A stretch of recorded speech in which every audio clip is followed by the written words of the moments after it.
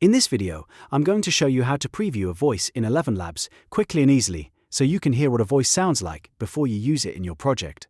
This is a really helpful step if you're choosing a voice for narration, videos, content creation, or any text-to-speech workflow, because it helps you save time and pick the right voice from the start.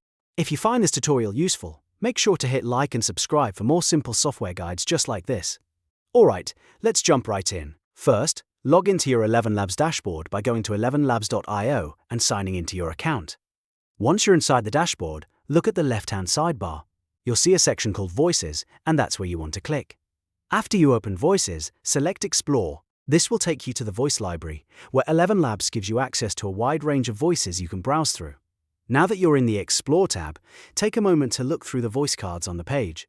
Each card represents a different voice, and this is where you can start finding one that matches the style, tone, or personality you want.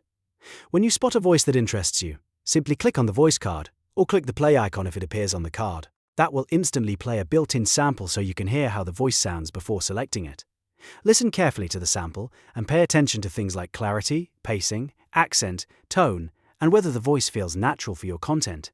If you don't like the first one, keep browsing and preview a few more voices until you find the best fit. This preview step is one of the easiest ways to make better decisions faster, especially if you're working on voiceovers, shorts, tutorials, ads, or podcast-style content. And that's it. Now you know how to preview a voice in ElevenLabs using the Explore tab. It only takes a few clicks, and it can make a big difference in choosing the right voice for your project. If this video helped you out, please give it a like, subscribe to the channel, and I'll see you in the next tutorial.